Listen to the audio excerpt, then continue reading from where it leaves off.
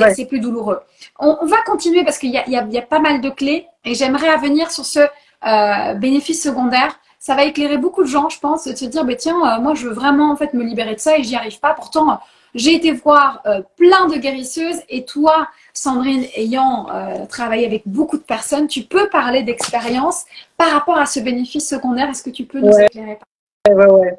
Oui, quand des personnes venaient me voir au bout du troisième soin que rien ne se passait, là, j'allais tester dans leur corps s'ils n'avaient pas un bénéfice secondaire, parce que c'est pas possible. Je veux dire, on peut pas aller chez un thérapeute quel qu'il soit. Hein, je parle pas que du guérisseur. Je parle chez le psy, chez l'homéopathe, chez le sophrologue, chez peu importe.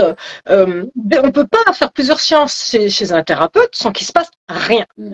Donc là, en général, le thérapeute, il se pose la question. Et c'est quoi le bénéfice secondaire? C'est justement, eh bien, il faut savoir que seulement 10% de notre énergie est du conscient. 90% de notre énergie, c'est du subconscient, qui, par définition, on n'a pas conscience de ce qu'il a à nous dire. Eh bien, moi, je donne deux exemples dans le livre, vrai, d'une femme qui avait une fibromyalgie et en faisant les soins, alors, chez certains, ça s'en va très facilement, chez d'autres, les douleurs diminuent énormément. Cette dame, ça diminuait pas. Et ce qui est important, c'est que quand quelque chose de traumatisant, une maladie se déclenche chez vous, que ce soit un cancer, une maladie grave, une maladie dégénérative, posez-vous toujours la question, que s'est-il passé entre 4 mois jusqu'à 1 an avant le déclenchement de la maladie?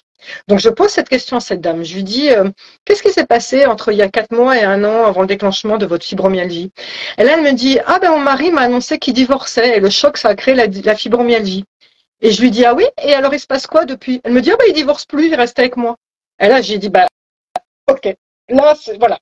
On avait fait le test avec son corps qui disait je veux pas être guéri. C'était confirmé par le test kinésiologique dans son corps. Je lui ai dit voilà, c'est prouvé par A plus B que votre corps entretient cette maladie parce qu'il y a cette peur panique que si jamais vous redevenez bien en bonne santé, ben votre mari va de nouveau partir. Et donc ça, vous n'êtes pas prête à ça. Voilà. Et j'avais l'histoire d'une autre dame aussi qui elle a été avait de l'eczéma purulent sur les mains. Et donc, c'est très facile pour les guérisseurs d'enlever les maladies de peau. Donc, je l'enlevais et ça revenait. Et donc, au bout de 2-3 fois que ça part et que ça revient, un moment, pareil, je pose la question. Je dis, il y a quelque chose qui a changé dans votre vie depuis que vous avez cet eczéma? Elle me dit, ah ben oui, hein, moi maintenant, c'est mon mari et mon fils qui font la vaisselle, qui font toutes les tâches ménagères. Je touche plus aucun produit, plus rien du tout. Alors, ben voilà, bénéfice secondaire. Elle me disait même, je suis tellement plus cool, c'est tellement mieux. Voilà. Donc, effectivement, c'est une question à vous poser quand vous faites ces clés. C'est posez-vous sincèrement la question, est-ce que je suis prête à ne plus être victime? Est-ce que je suis prête à vraiment, vraiment plus être Et malade? parfois, c'est Est-ce que une question extrêmement difficile à laquelle répondre. Et ça peut être bien de faire une séance pour se faire aider.